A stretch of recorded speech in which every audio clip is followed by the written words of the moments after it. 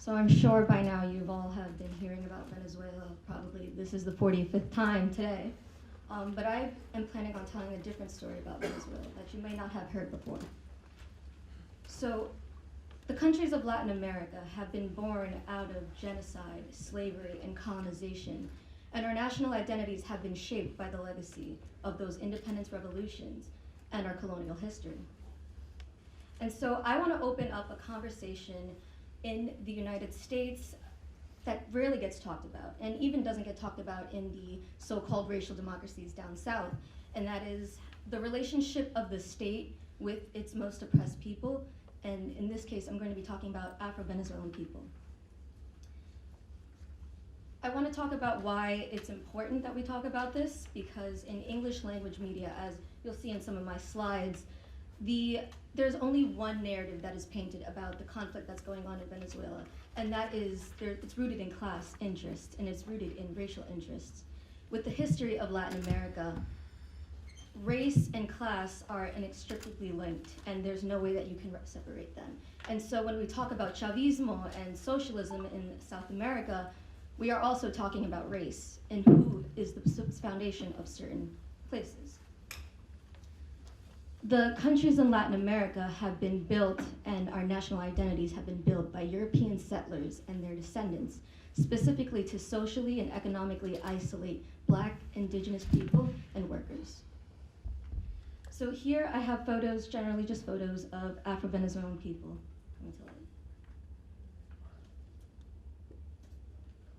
So where do the Afro-Venezuelan people come from? An estimated 121,000 enslaved Africans arrived to what we now know as Venezuela.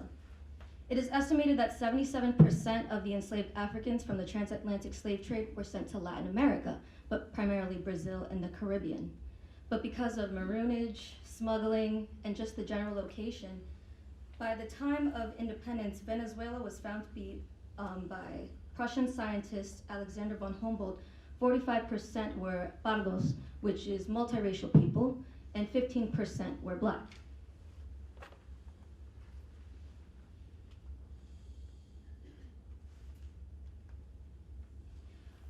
The issue about the relationship with the state in Latin America is that to this very day, before the Chavismo government, such as the former president of Venezuela, Antonio Guzman, had stated that indigenous and Black people were the plight of Venezuela and Latin America, and to benefit the state, you must whiten the population, which is why Venezuela had previously subsidized European migration.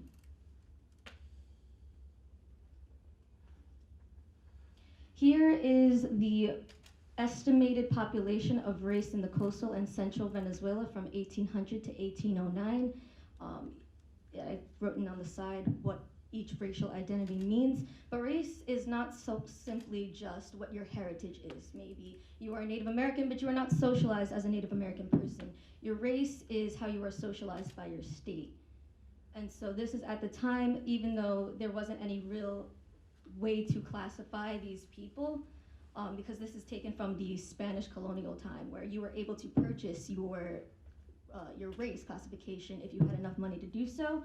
But this is what it was estimated at the time in Venezuela, that it was 25.5% white, which would be European settlers and their children who are called criollos. 13% were natives. 38.22% are pardos, which I said were multiracial people of the African, indigenous, and European race. 8.7 were, 8.07, yeah, were Black, with free Blacks, and 15.9% were slaves. Here I have a list of the 2014 self-identification in Venezuela about how people socialize themselves. So very rarely in Latin American countries are you able to, or does the state actually define you? You are able to self-identify if it even is recognized at all. In my family's country of Peru, it wasn't until 2 years ago that you could have race and Afro identity, because we have been previously ignored. You wouldn't have your Afro identity on the census at all. But now it is made so, just like in Venezuela, that it is from self-reporting. But the numbers become very inconsistent. As you see here in this map that was taken from another estimation, this says this is 3.6% African, while in this one, this says it is 2.9% African. 51.6% consider themselves morenos, which you also could look at as pardos, people of brown skin color.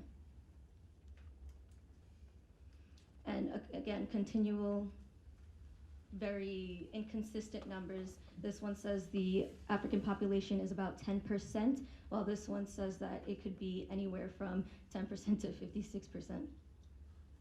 And so why I think this is important that I need to be covering this as someone who can speak English and Spanish and someone who understands Afro-Latinidad is that here's just a small picture. And I don't mean to, shame any news publication, but it's just an example. So on the left side, you see Venezuelan man set alight at an anti-government protest dies.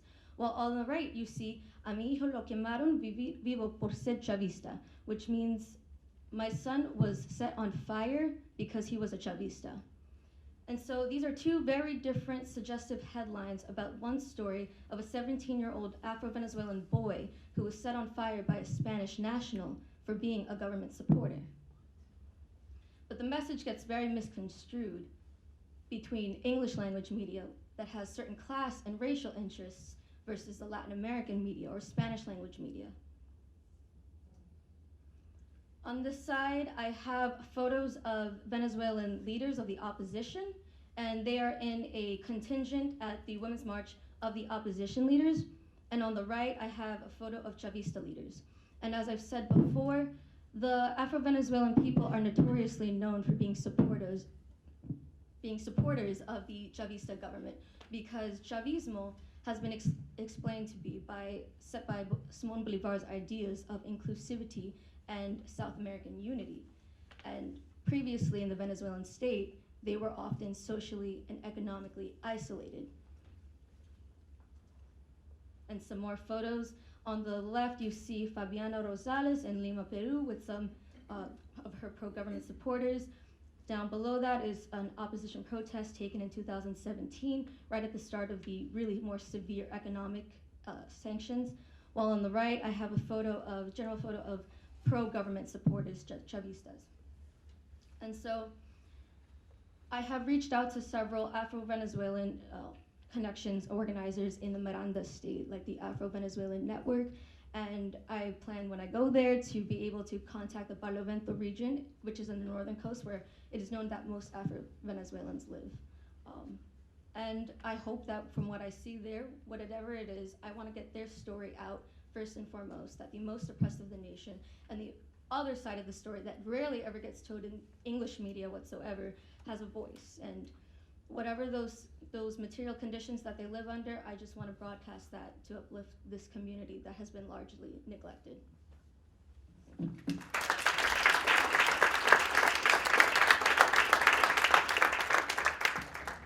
Thank you, Kayla. And I'd just like to say that was amazing pre-reporting. Kayla will be doing her reporting. Go in January, sorry. And it actually fits very well with the human rights topic. So we will move your chair up when they finish. So let's go on to Hani. Hello.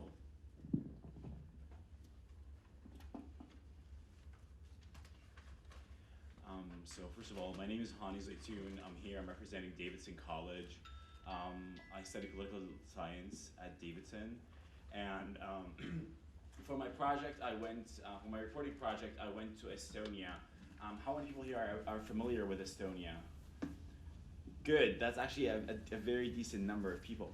So Estonia is one of the former Soviet republics. It's one of the 3 Baltic countries, and it has a population of 1.3 million people. Its capital is Tallinn, and the 2 widely spoken languages there are Estonian and Russian. 30% of those who live in Estonia, according to government statistics, are ethnic Russians. Why did I choose Estonia? First of all, the political nature of the state being a post-Soviet country made it very intriguing to me to just go there and see how has the country been doing economically, socially since the fall of the Soviet Union in the 1990s. The high percentage of the Russian-speaking population made it also very intriguing to me to go there because of the annexation of Crimea and this discussion about whether Estonia could be another Crimea in the near future or in the unforeseen future. And it's a relatively underreported country. Not that many people here know about Estonia, especially in America. They tend not to know where that is, or if they do, it's just because of the NATO presence over there. And of course, because it's such a small country, you get a really good access to government officials. As you'll see after this, I interviewed so many government officials at really high levels, as well as people from the NATO there.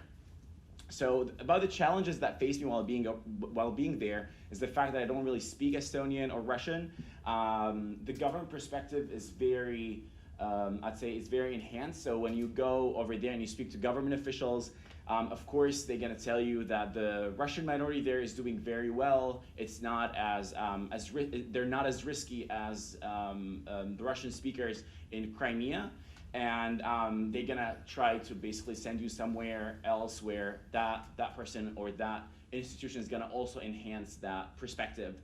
Of course, approaching the Russian minority is very tricky because I was basically hanging out there with some people from the NATO and from the army. And if you go to a Russian person or an ethnic Russian person, they tend to have less trust in those who come from, let's say from the Western perspective.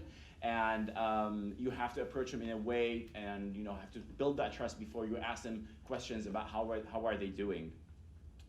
Of course, the reporting objectives were the Russian-speaking minority and how are they doing, whether there's going to be anything similar to what happened in Crimea, Estonia's defense capabilities and how the Estonians are trying to mitigate their negligence to this minority that has been marginalized for the past, I'd say, for the first 10 years post or after the fall of the Soviet Union.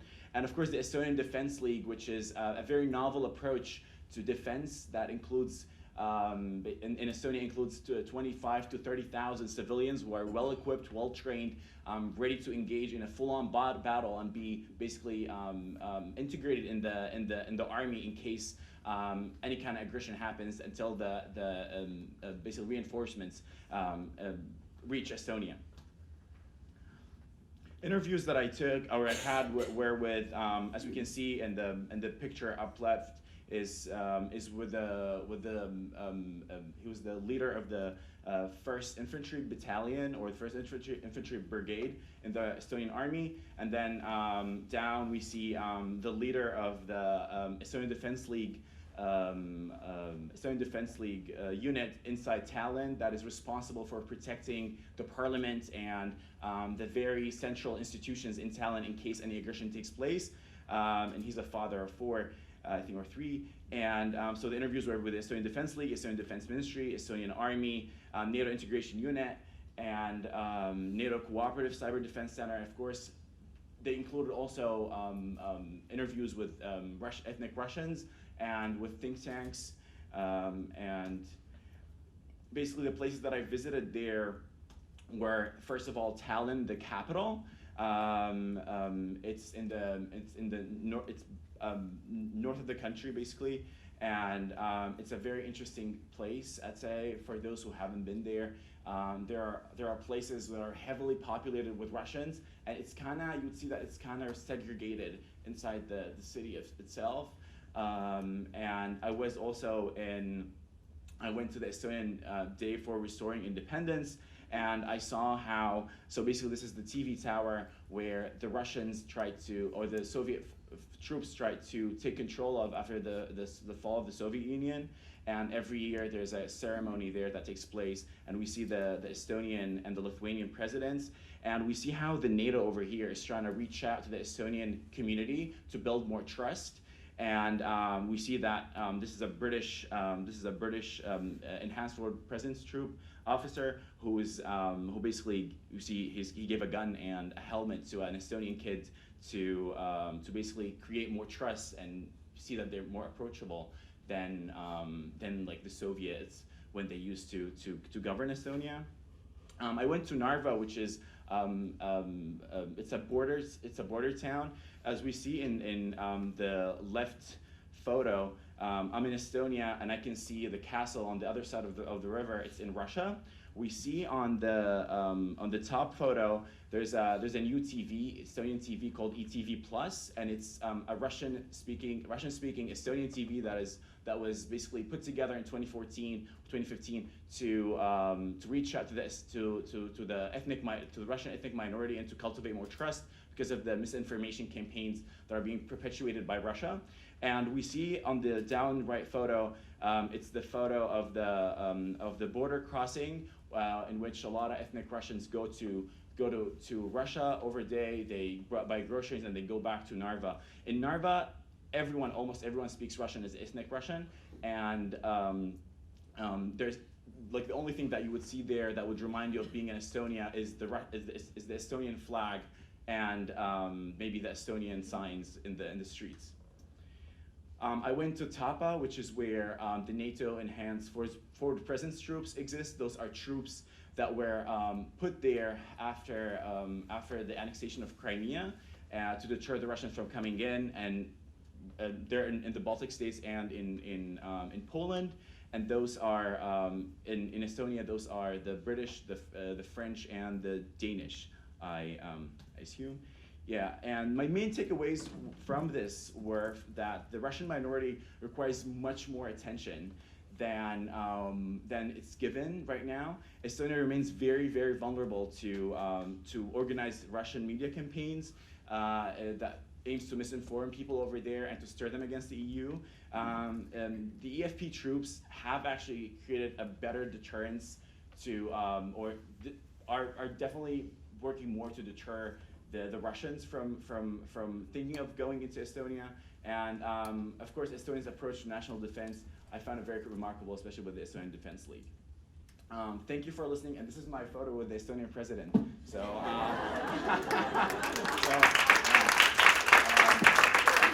I ran into her on my 10th day in Estonia. Yeah, and we'll be happy to take questions after that. Thank you so much.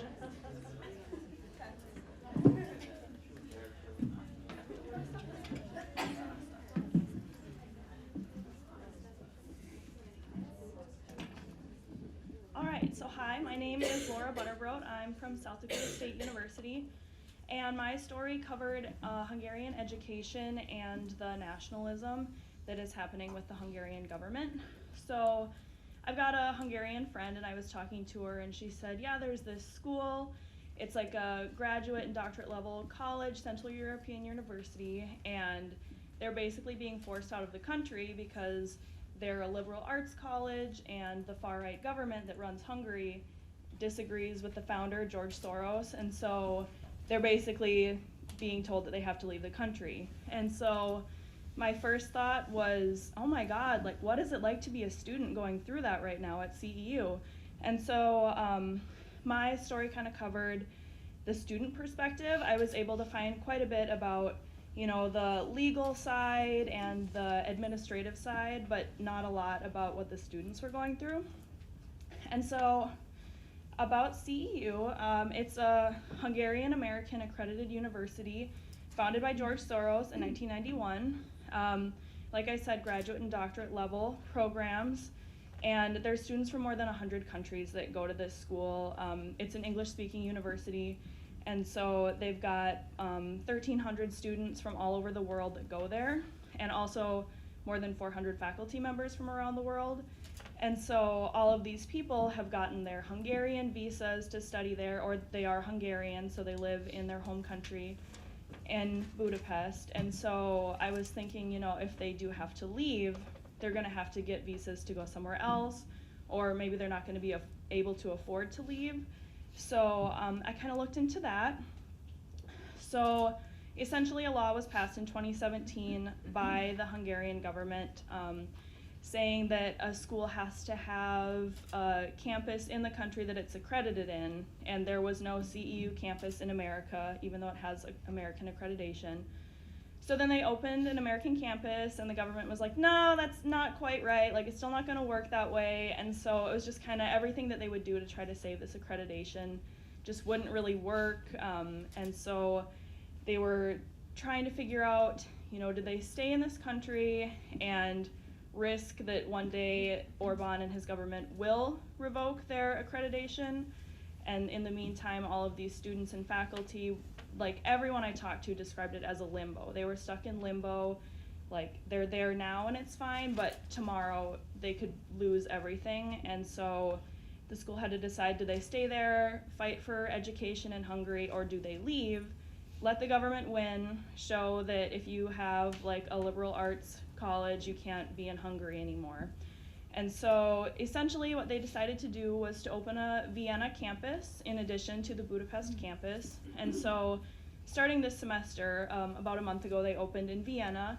And so they still have the Budapest campus open, but they're essentially now based in Vienna. And as far as I can tell, there still hasn't been any official action of whether, I know they want to keep the Budapest campus open, but there's still no certainty in there, so they have to be in Vienna for the time being. So I did talk to some administration, and he basically said, staying there just leaves them in this limbo, but if they leave, it shows they've given up. And if they do leave without the government officially revoking their accreditation, then the government will say, well, they left on their own, like we had nothing to do with it. So there was really no government interference, and so they wouldn't really get any like retaliation for it because they weren't technically to blame.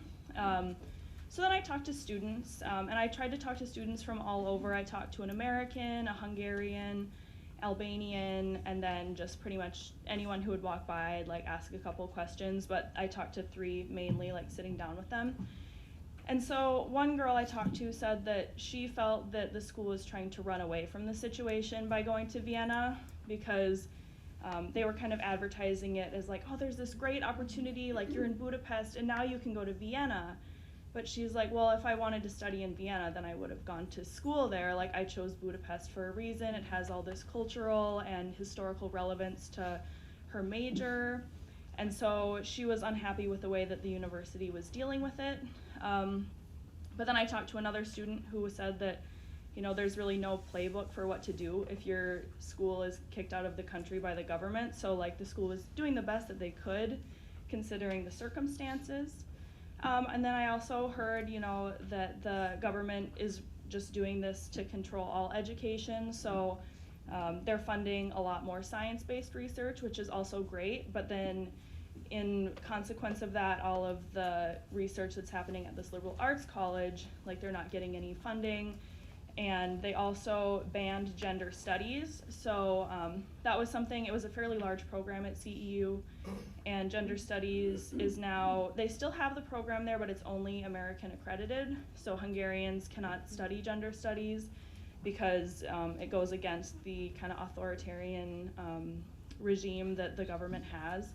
They also had concerns about the cost of living in Vienna because it's much more expensive than Budapest. And also, like I said, the relevance of location. A lot of people want that Central European perspective for their research.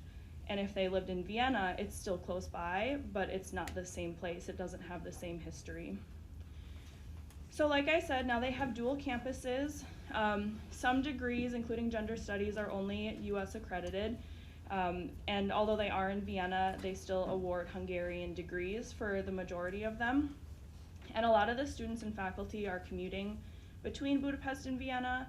And so as far as I heard when I was there in May, which was the last time I got to talk to anybody, was that they will keep the Budapest campus open for as long as they're allowed to, but it'll primarily be for research, maybe events that they want in Budapest. And then the current students that are finishing their degrees that started in Budapest continue to study there. So yeah, there's just a little picture of Budapest. And then, yeah, so my research just kind of talked about, I took a class at the same time as my research, so I was able to focus on it there. And I just talked to a lot of people in town and tried to do as much research as possible before I got there, because I didn't know anything about Hungarian education and politics. So yeah, that's my presentation.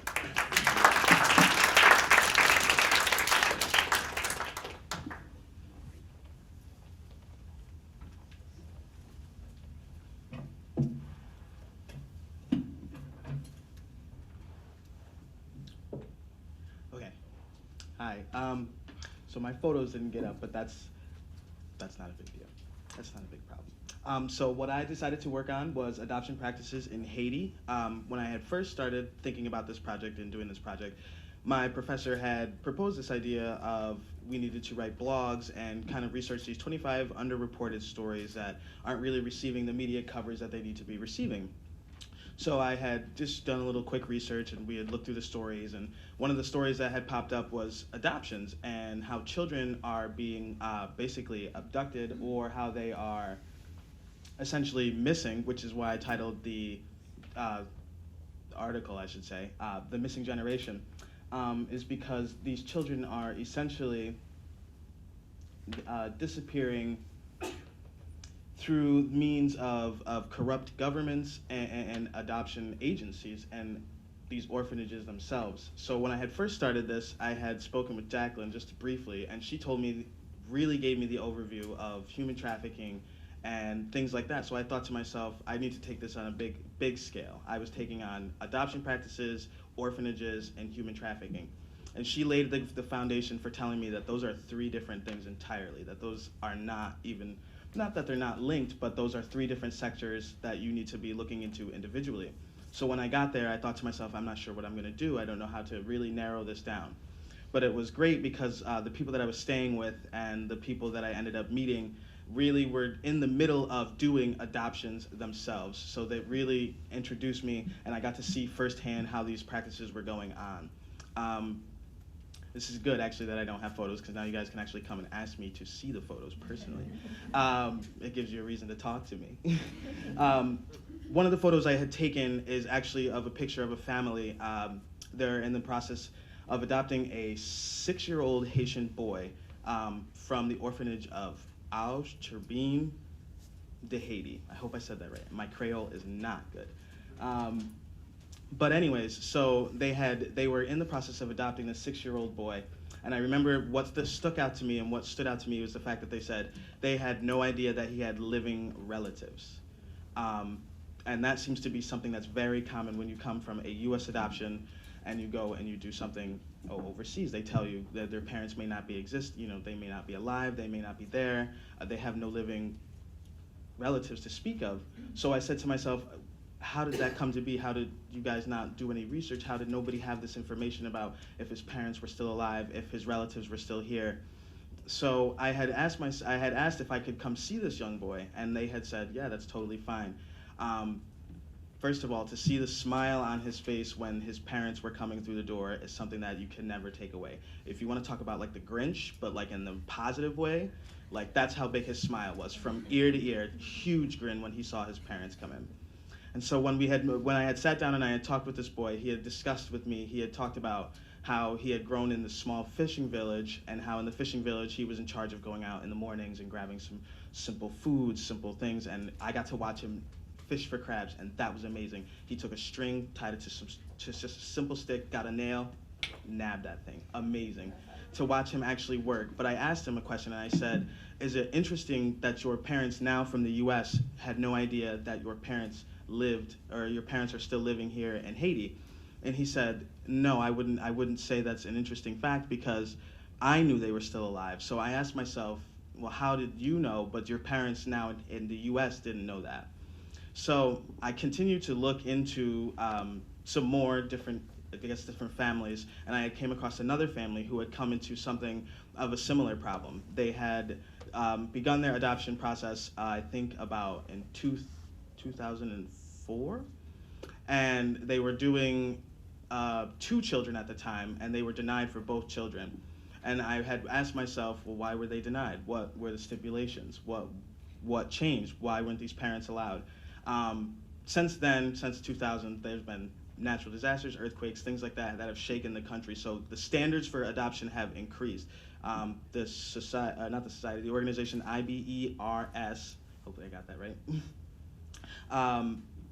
Right now they have all these, you can go on their website, you can look, and they have all the stipulations that come with adopting children from Haiti.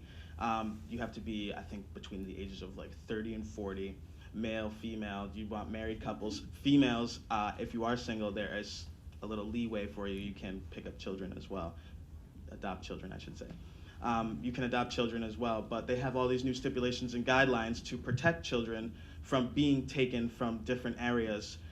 During the earthquakes and things like that, it was seen that most children were being smuggled through different areas, brought to these adoption places, being told, okay, their parents aren't alive, they have no living relatives, they have nothing to speak of, so come take this child, provide a better life. And in a lot of these families that I was speaking to when I was there, that's what the guys that they were told, that's what they were under the impression of. And I said, that makes no sense, I don't understand. Don't you understand that some of these people do have families, they do have living relatives? So I asked, and in any information that you guys were given, did it indicate living relatives?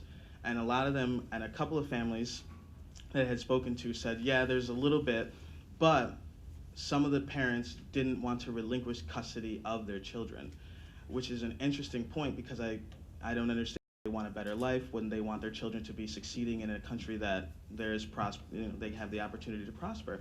So we had an interesting conversation over dinner one time with the Yordi family. They have, I think, 2 phenomenal children they got from China, and now they're in the process of bringing home Jackson Yordi, who's a 14-year-old male from Haiti. And they were telling me that his mother, when she wouldn't release the custody, it's because she wanted to reap the benefits from her son, hoping that he would be adopted for a family in the U.S., brought, raised, earn the money, send it back home, and then provide for the family back there. But that wasn't the way that the adoption was going to go down, so she ended up giving over custody, so thank God for that. But I thought that was very interesting just to see how she would use the leverage of a prosperous family in the U.S. to kind of control her son and kind of use the life that her son has to better her own life and her own perspective.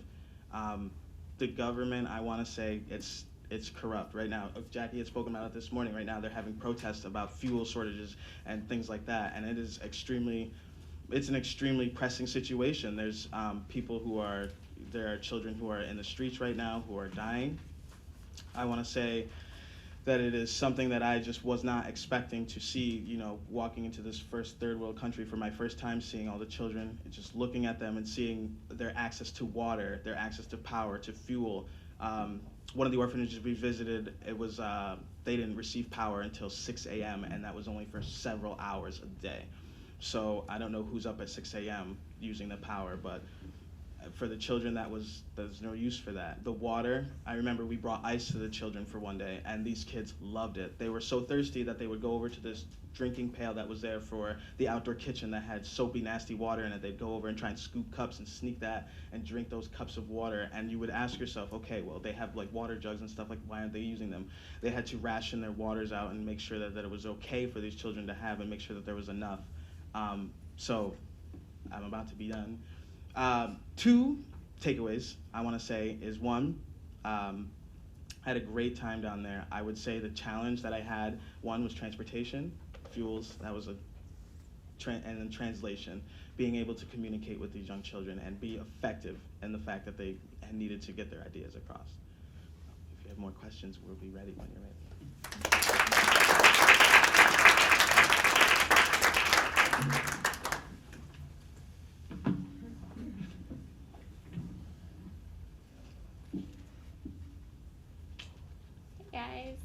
So I'm Liz Weber, and I just finished getting my master's in journalism from American University. And I'm going to be talking to you guys about some cotton farmers in Senegal. Real quick before I start, though, I haven't done my in-country reporting yet, so I'm mainly going to be talking about my pre-reporting and any challenges I've experienced or how I kind of came about the story. So this is Senegal, and one of the things that I find, there's so much interesting about it, but right off the bat you can see that they have a whole other country running straight through the middle of their country. They have the Gambia, which, as I'll talk about later, can kind of lead to some transportation issues if you live in southern Senegal. And so also even though I haven't done my pre-reporting, I did do the Peace Corps in Senegal, so I'm mainly drawing from those pictures from a few years ago. I was very into filters, so I apologize for that. But so the roots of the story go back to my time in the Peace Corps. I was based in southern Senegal, so Kolda, right below the Gambia. I was in that region. My village was about 200 people, mainly farmers. It was about a 20K bike ride from the main road that runs through that yellow line, kind of loops around the Gambia. It was a 20K bike ride from there. So pretty out there, which is pretty common for a lot of the farmers in that region. But my first few months in village, I started seeing these big, like, blue sacks. They started off empty, and as the weeks went by, farmers in my area would be filling them up. And in my broken Pular, I was still learning the language, I asked them what was going on. They were harvesting their cotton, and then at the end of the harvest season, this big truck came through, which in and of itself was a big deal because trucks didn't really come through the village since it was off the paved road. But this big truck came through, picked up these big blue containers of cotton, and took them away. And I was talking to my host brother who grew some cotton about it, and he mentioned that they got their seeds from this nonprofit, and then at the end of the harvest, they then sold what they grew back to this nonprofit.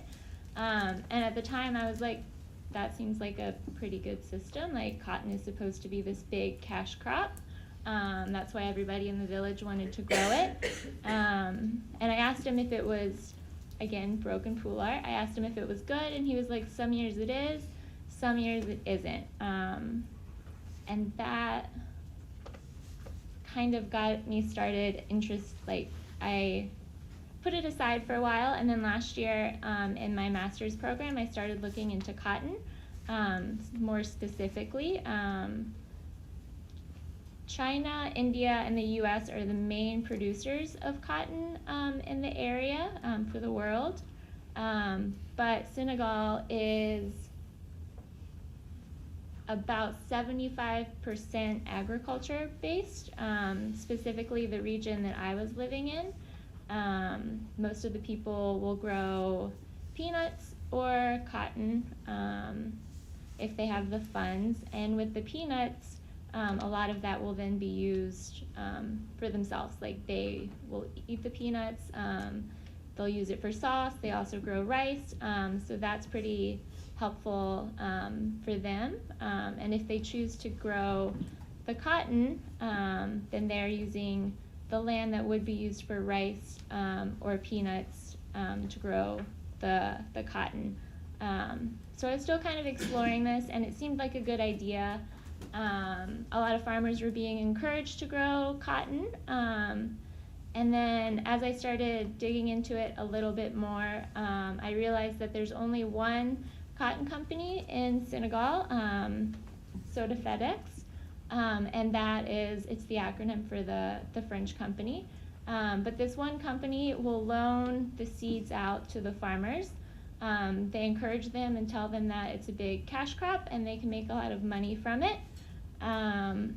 But then, based off of either the rains or the harvest, or the poor transportation to get in and out of the village, they end up losing a lot of money because they are required by law or by the contract they signed to sell the cotton they grow back to this one company.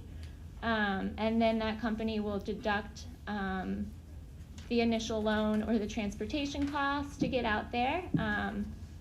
So a lot of the farmers end up going into debt, which is why when I asked my host brother if it was good, he was like, some years it is, some years it isn't. And even that admission kind of took him a little bit. Like, I was new there, and nobody really wants to be like, look, it sucks, like, we end up having to owe a lot of money. And a lot of the farmers, like I mentioned, it's either they can grow cotton and hope to get a profit, or they can grow food for their family. And they can try and split it either way.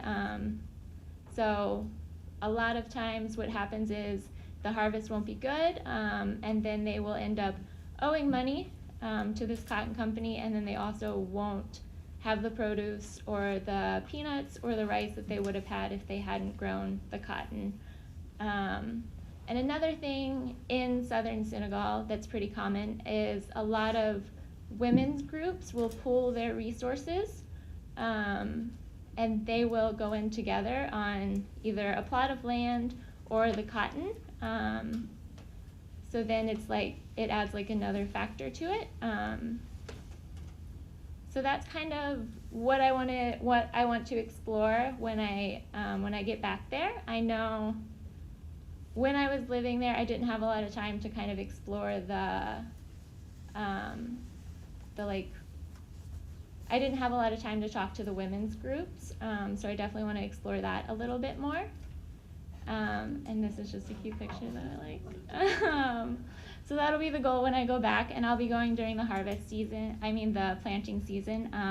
So it'll be a good time to kind of talk to them about this recent harvest, and then to see if they are planning on planting cotton again.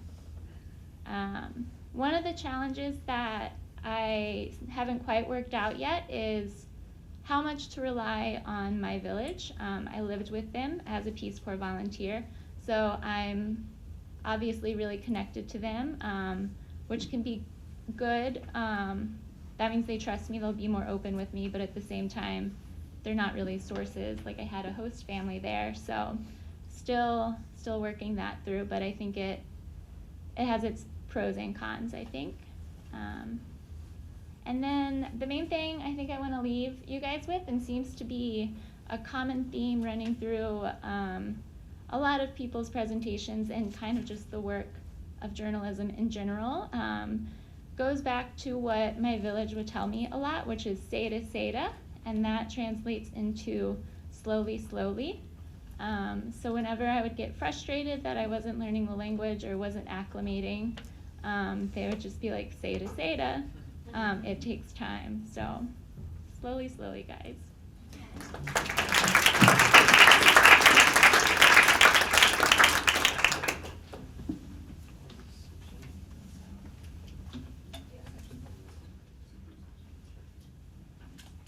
All right. Hello, everyone. My name is Yuhong, and this is my partner, Rob. So we're from Columbia Journalism School, and we work together on a short documentary. This is a story about an intersex woman from Zimbabwe who come to U.S. with only $60 to seek asylum and try to make here her second home, while her parents back home are feeling this absence of loss, sense of loss in her absence.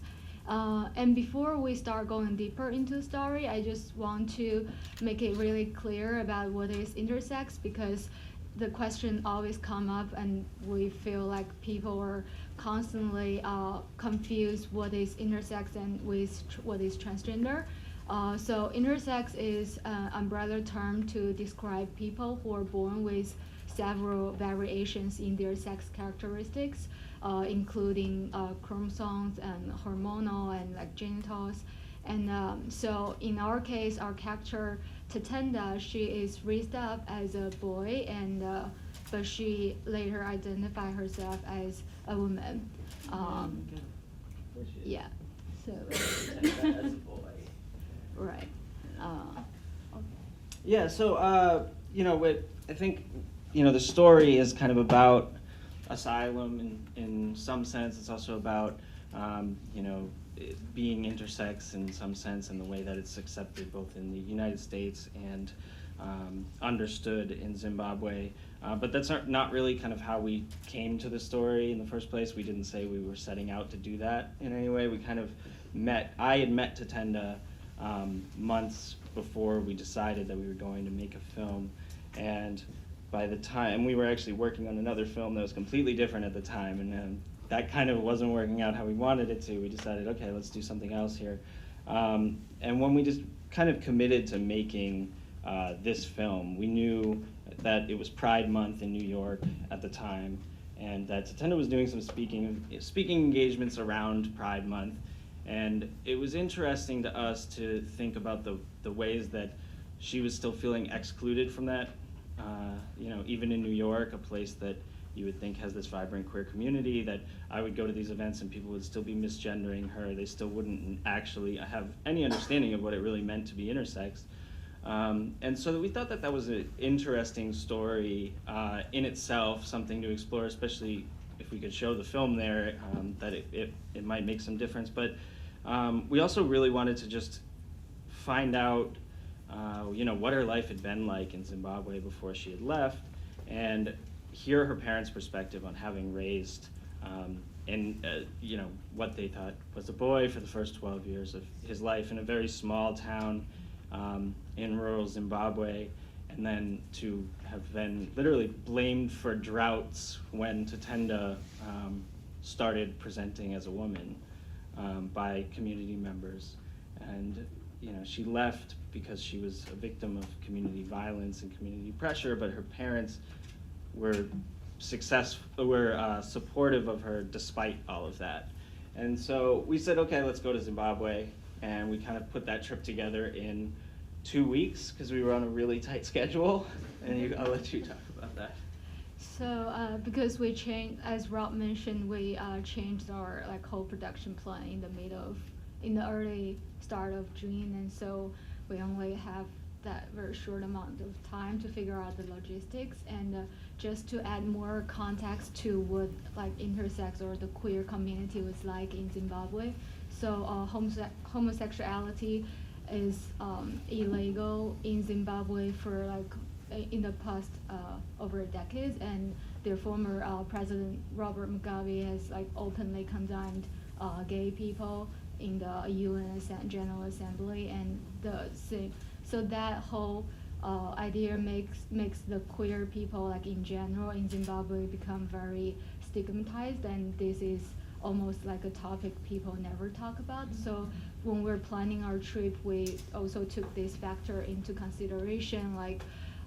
We ask lots of advice from our journalist friends and people who are on the ground, and we're advised to be really low-key, and we even suggest to not bring a camera at all to the country. But however, what we see when we actually got to the country and met her family, and what we see were just really surprised us in a very heartwarming way. And I think we're about to see a clip of Tatenda, and she's having a video call with her family after they had a church service on Sunday morning.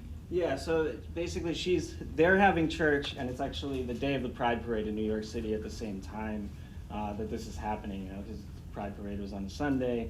She's sort of feeling really excluded from both Pride happening in the context of the film, and she's sad that she can't be with her family, and then you sort of catch it up at this point. So.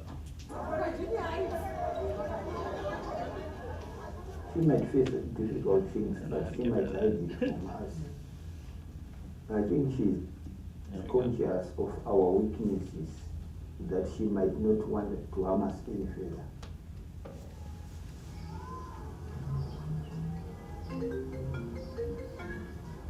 Yes, Mama. Hey, Tatenda. How are you? Fine. We are break from the church now. So the past month I've been doing speaking engagements. Yeah.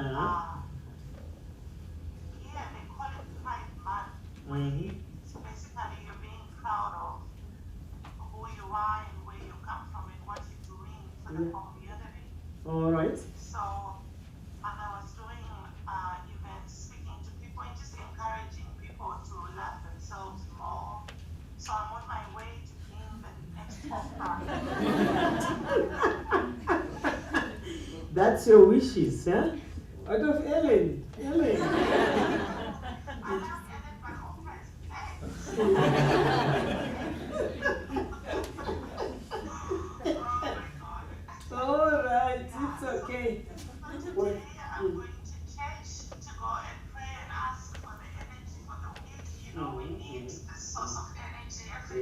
Yes, yes, Yeah. yes. How's Daddy holding up? He's coping up nowadays. You see now? Mm. Baba, How are you, Tadit? how are you? Fine. So, yeah, anyway, it's so nice to see you guys. I'm gonna go to church. Mama, are you crying? No. Okay. I need to go to church. You cannot cry.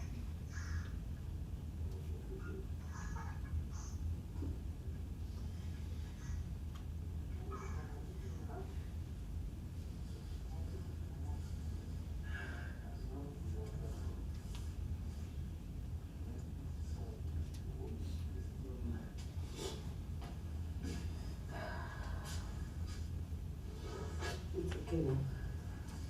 I'm fine now. All right, so we'll stop there. That scene we shot, I think about 3 minutes before we were picked up to leave Gutu, where we were staying. And it was, kind of amazing that we'd only known them for, I think, 4 days at that point. Known the family for about 4 days at that point, that we'd been there with them, and that they were kind of willing to share these really intimate moments with us and let us kind of stay with them. I just want to also say, we kind of finished this film in September of 2018, yeah. and it was in decent shape, but Pulitzer Center kind of helped us out with a continuing grant that let us clean it up and get it colored and make some re-edits and all that stuff. And since then, as you can see now, it's on the Atlantic, and we've done a good 10 film festivals. It's won a couple awards, and Tatenda got a really large book deal out of the situation, and she's writing the story of her life now. So, sorry, I'm making a mess here. Yeah, there we go.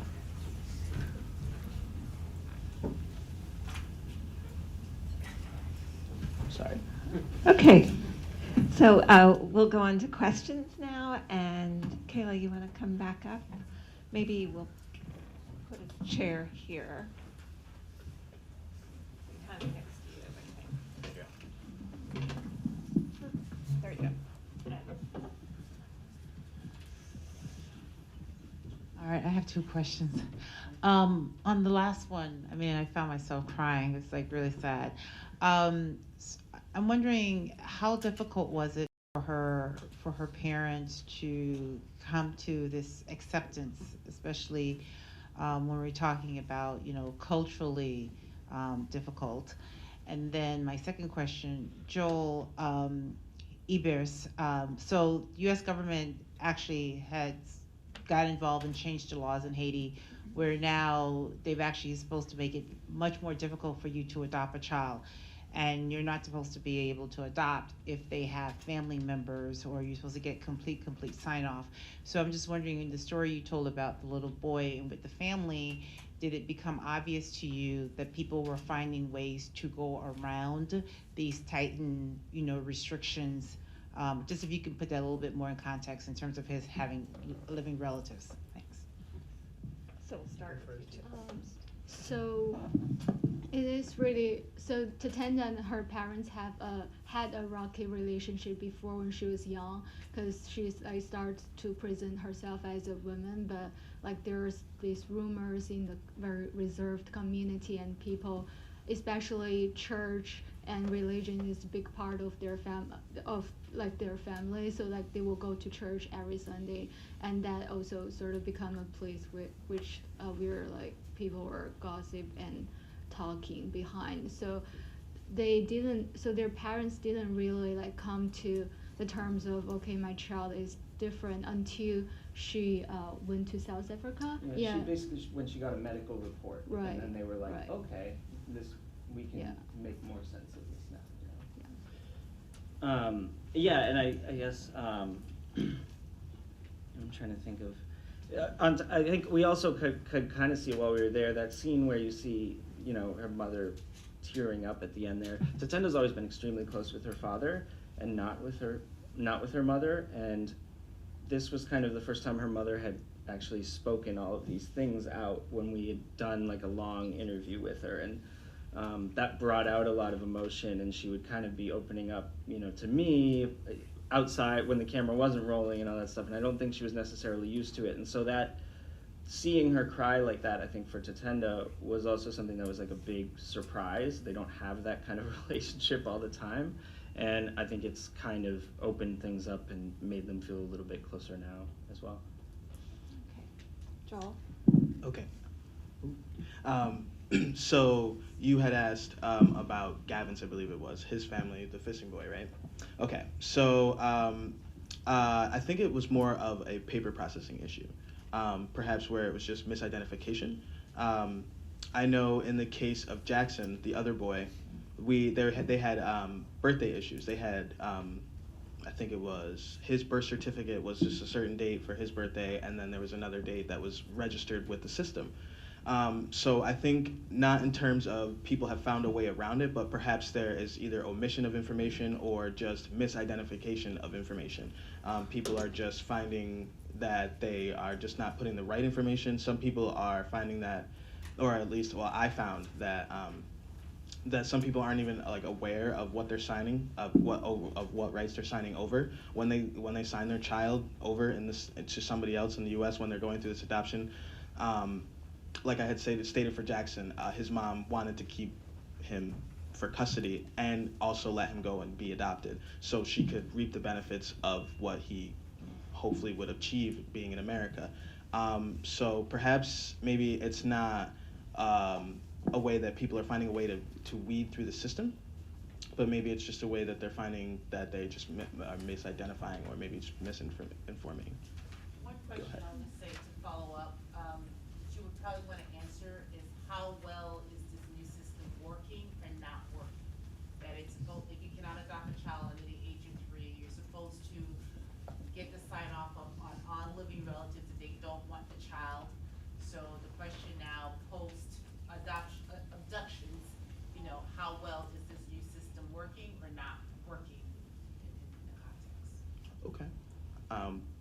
Do you want me to answer? No, Maybe no, at least. no. Oh, okay. I was like, okay, but maybe what I could say to that is I have noticed, at least when you go to the website for the IBERS, they do have that identification where they put all of the orphanages that are accredited, right? So they try to at least identify the ones that are secure, that they know that you can go to an adoption and it'll be processed safely and everything will go through clean, white as rain.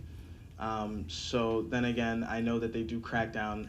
The system is sort of working, and the fact that they are cracking down, they are finding orphanages that don't adhere to these standards, and they do end up on the list of, you know, don't go to an adoption through this agency or through these people. So I think in that way of identifying scandals and things of that nature, I think that I could say that in and of itself is working within the program. I hope that answered something. Question here. Hi, Cami Venki representing Elon University. My question's for Hani.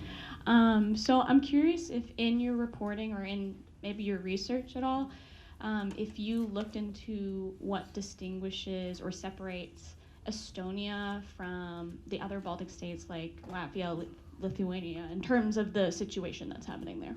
Sure. So the thing with Estonia is Estonia is actually on the wealthier kind of side of the spectrum. So it's a very wealthy country.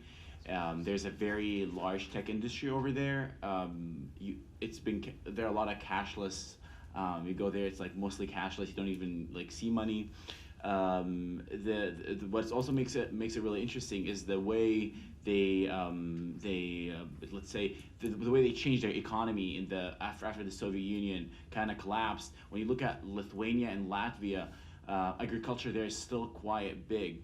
Whereas in Estonia, actually, they shifted from having a very industrial economy into a very tech-heavy economy, and the Russians who were brought in back in the Soviet Union, back in the time of the Soviet era, they had the skill set to work in a factory, in nuclear power plants, but they did not actually have the skill set to work in the tech industry. And by doing that, actually, the government kind of alienated the Estonian, let's say the ethnic Russians there, and created an opportunity for Estonians, because if you go to school there, if you want to go to university, you have to speak Estonian. And I met a lot of actually ethnic Russians there who were born and raised there. They're 22 years old. They don't speak no Estonian whatsoever. So in this case, they did change the economy, but they also kind of excluded. There was this kind of, I don't know if I'm gonna say it's intentional, but there was some kind of deliberate exclusion for the Russian minority over there, the ethnic minority, and I think the ethnic minority there is bigger than in, maybe I don't know exactly the numbers, but it's quite decent. It's almost 1/3 of the number of the population. And the third thing is it shares borders with Russia, which makes it much more appealing for Russia in case they come in. I think in one of the, I think it was a Rand Corporation report, they said that the Russians can reach and consolidate power over Tallinn within, I think, like less than 24 hours. So it's really vulnerable, and if you were there, you would see how the proximity is unbelievable. So that's what made it, I think, very intriguing to me to go there and like to look at it. Yeah. Okay. One question here, and then I'm going to take one more. Okay, I'll make this quick so the students can ask questions. Kayla, in your research, I've always found race in Latin America to be a really difficult topic for American journalists. It becomes almost an aside in discussing Latin America. When you were focused on, in Venezuela, in talking to the opposition, I've found that denial of racism is almost ideological. So I'm wondering how you dealt with, in presenting to the other side, if you will, what you encountered in terms of responses from the opposition when you raised the issue of race in regard to blacks, Criollos, Amerindians in Venezuela. All right, so when the opposition likes to say that their race is very different in Latin America than the way it is in the United States, to some degree it is true. In the United States it's more clear, we can all talk about it. There's not a lot of miscegenation as there is in Latin America, meaning like mixed race between the natives and the African people and the European colonizers, where in Latin America there was a lot more miscegenation, but it's all very intentional when they say that there is not racism in Latin America, because the indigenous people and the African people who are actually facing this critique and this isolation from the government have made it clear that there is racism, which is why the opposition tend to be not exclusively white people, because there's more of a class interest there. They're mostly wealthy people, whereas the supporters of the government tend to be working class people. But because of when the fall of colonialism happened in South America, those who were able to take power were actually the descendants of Spanish colonizers. That was the reason why the independence revolutions happened in the first place. So there was never, when slavery ended, there was never any reparations or any programs that went into how do we lift the Afro community. Instead, it was, let's just not talk about race because we are a racial democracy now. So the issues, the tensions in Venezuela right now, if you actually speak to some people either on the opposition in Spanish or you speak to members of the Afro-Venezuelan community, it is very clear that it is a class issue, but it is also extremely tied to racial issues. So when the opposition speak in English and they say that it is not about race, the race is very different, it's in large part to appease an American idea and to kind of hide that really nasty side of the South American and the Latin American right. Okay, let's see. We have one more. And I guess you had your hand up first. Hey, Dan Schwartz, Missouri School of Journalism. Yuhong and Rob, I try to not cry when I watch movies, but watching yours the first time last week, I think it was, I couldn't not. And then watching the clip again, it was difficult. Anyway, I was wondering though, one of the things I thought that made your film so emotionally powerful was this tension you set up between kind of where she came from and where she lives and between her family. And I was just wondering if you could talk about one thing that was very difficult about that, and either it could have been a failure or a success, and one decision you made, a deliberate decision that you felt made that work really well. Meaning the sort of jump, the way that we sort of move back and forth from place to place as a structural. Yeah, I mean, I think we had a hard time in the early going just figuring out what the balance of those two stories should be. That, obviously Tatenda's the main character, but in some ways the things that are happening in Zimbabwe can be more interesting to look at. They give you a lot of backstory. We have a tendency to want to just shoot all this beautiful stuff that we want to use. And her parents are also fascinating.